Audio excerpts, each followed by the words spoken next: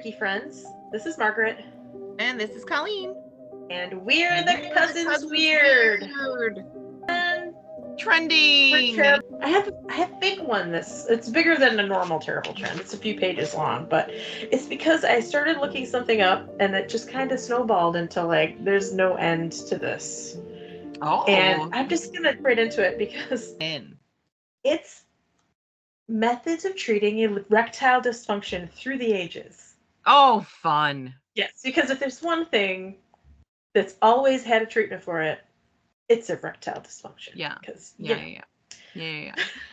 And just let me just say something. Talking about that, okay? There's always been a treatment for it. Did you know it wasn't until 2017 or 2019 that they started using actual menstrual blood to test women's period products? Really?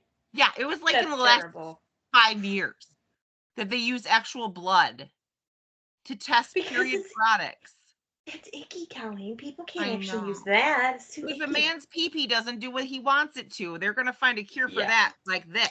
All right. From forever. We're going to ancient Greece. We're talking the dawn of recorded record here. Yeah. Some of not surprised treatments, and we'll hit on some of our favorite people because they all had their own thing. Oh, I'm sure. Is Pliny the Elder in here? He might be. Oh. He might be. Okay. One of the treatments was eating the genitals of roosters and goats. Of course. I mean, why not? Snakes were a treatment because it's a snake. It's a trouser snake. You treat the snakes. Okay.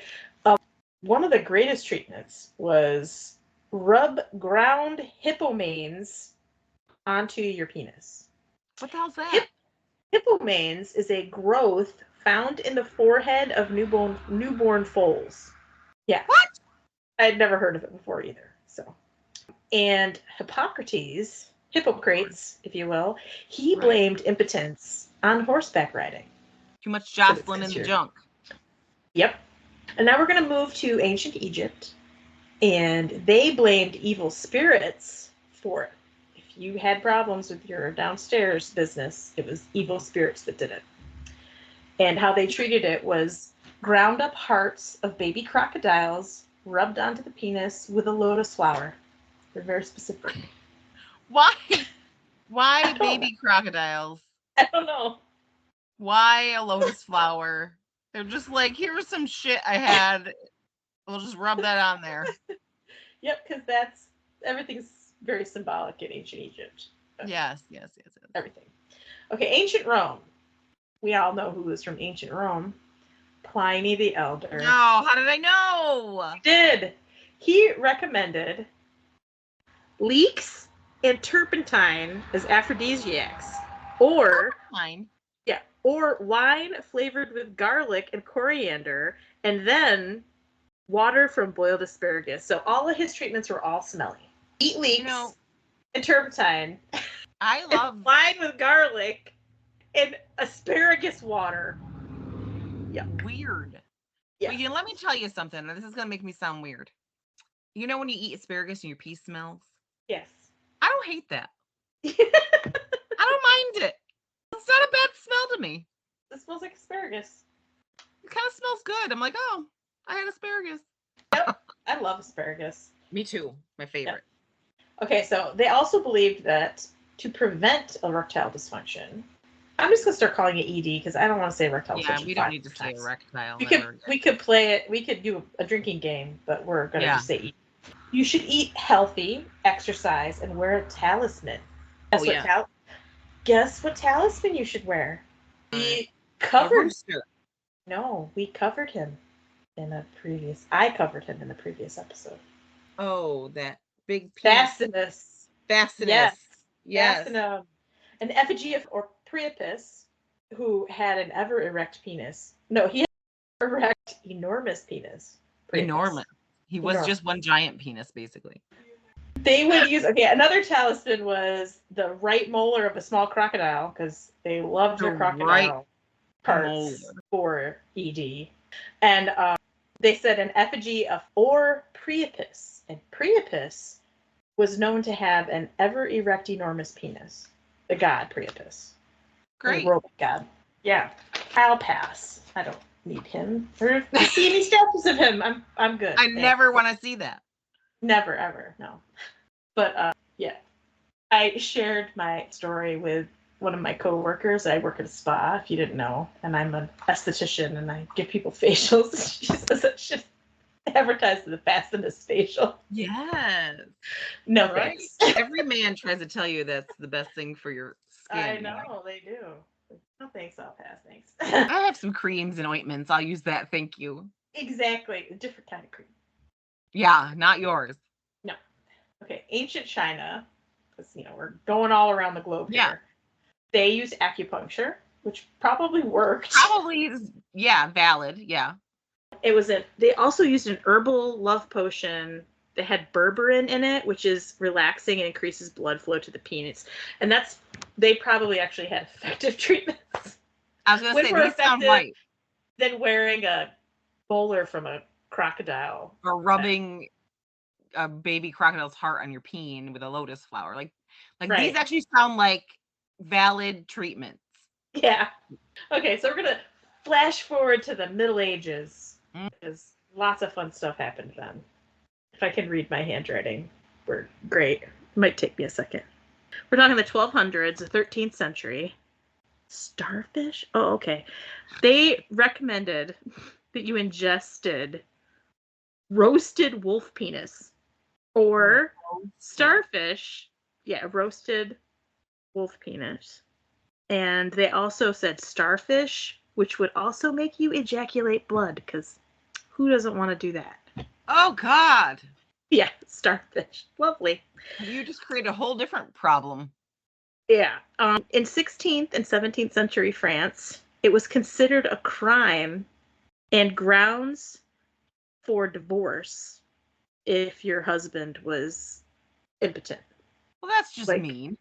It was the wife's fault, right? It involved inspection of complaints.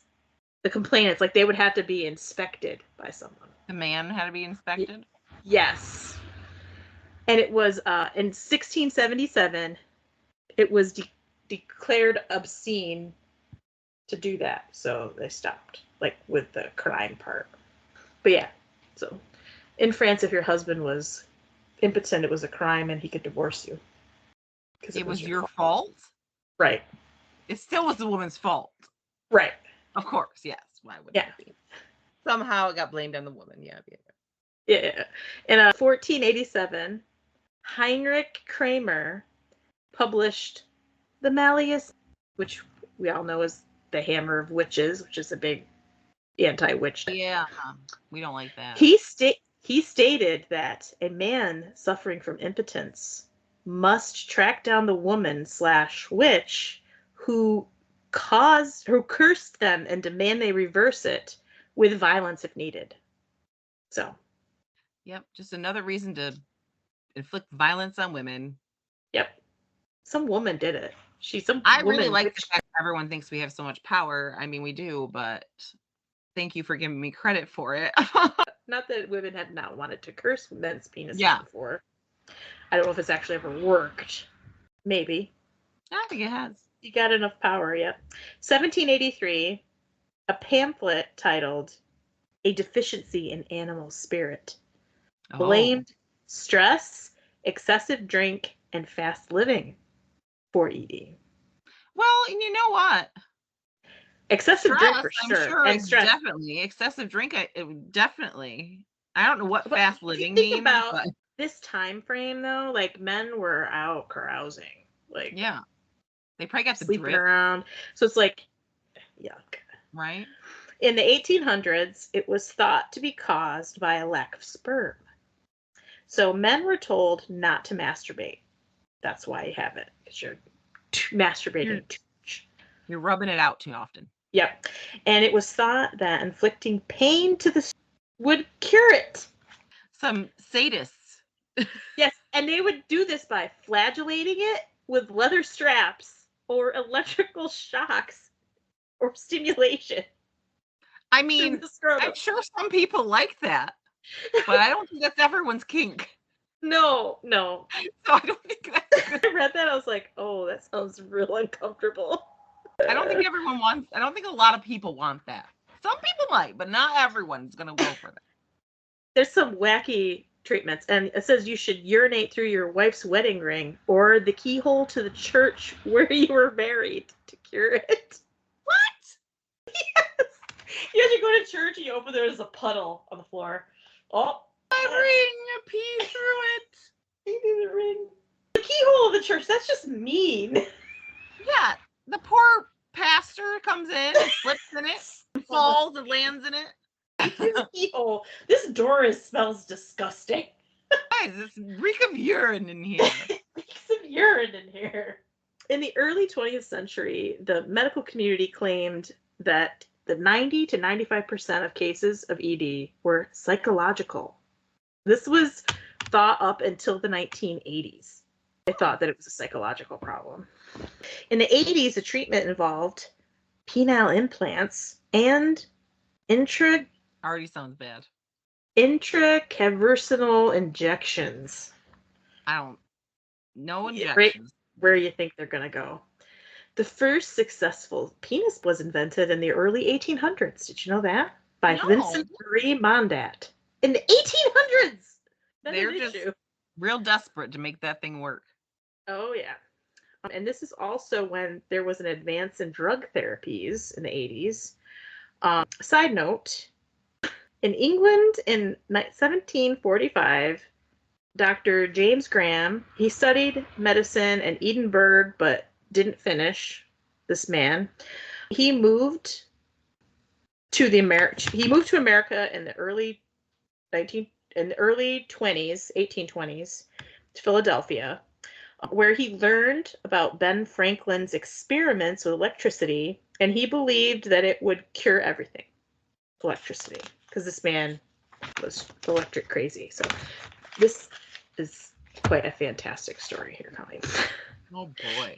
Then he moved back to London in 1775, where he started his own medical practice, which revolved around electricity and shocking people through thrones and crowns. So, like, he'd put stuff on their head, make them sit in chairs. Okay.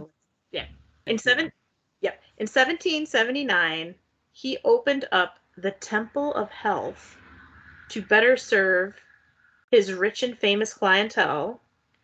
And part of the treatments involved music and various scents and cold baths. And there were also scantily clad women posing with statues all around to stimulate,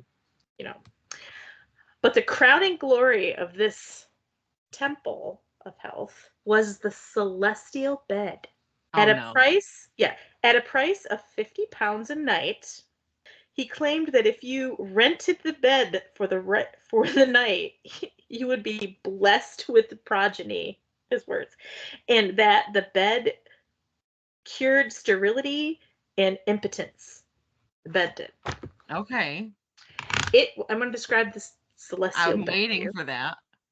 It's a 12-foot long by 9-foot wide bed, and the angle of the bed could be adjusted. So, like, the tilt of it, you could tilt your feet up or your head up, and you could adjust that part. Yeah.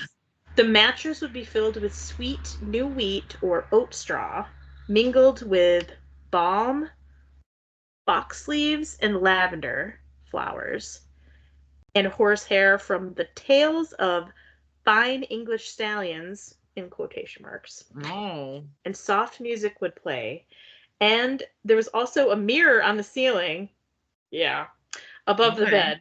Yeah. Electricity ran through the headboard, filling the air with magnetic fluid, in quotation marks again, calculated to give the necessary degree of strength and exercise to the nerves. The headboard was inscribed with, "Be fruitful, multiply, and replenish the earth." So, yeah. Basically, the headboard had electricity running through it all the time. That's creepy. Yeah, and it was like, there was a dome over it. It was glass, and it was just like, I shared pictures with you. Oh, good. Yeah, of drawings. Obviously, there were no pictures Right. But yeah, drawings of this magical celestial bed that would cured cure everything. you. How much was it to rent it? Did they say? 50 pounds in 50 the pounds. late 1700s. So that's 50 a lot. pounds. It is a lot. I think I did check it, but I didn't write down how much the conversion was in 1779. Let me check. My phone is extremely slow and stupid, so just bear with me. I'm sweating. Pound in 1776 equals 205 pounds today. That's a lot. Yeah. It's like not even a hotel. It's just like this weird bed. So, yeah. I guess it's equivalent to an expensive hotel. Yeah, that's my story of treating ED through the ages. I'm sure there's more that I didn't. 10,000 pounds today. 10,000. Yes, that sounds about right. 10,000 pounds today. 50. So it's your whole. That's crazy. I think this man also, when he died, he was totally poor. He had no money. Savings.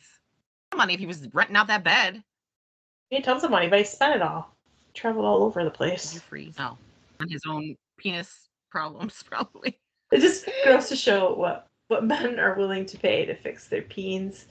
Yeah, to make sure their peen works. Yeah. Yeah. So if you want to see pictures of this bed and fastness again and all the things, you should make sure you're following us on Facebook and Instagram. You froze. Are you there? Colleen. Oh no, what happened? I think you're back. I'm here. Are you there? Yep. Okay. So make sure you follow us on Facebook and Instagram to see those pictures. Rate us on those platforms. Yes, and if you'd like to reach out to us, you can send us a direct message through Facebook or Instagram, or you can reach out to us through email at thecousinsweird@gmail.com. Share your stories with us. Yeah. We want to know if you have a haunted story, something weird happened to you, let us know so we can share it on our podcast in a future episode.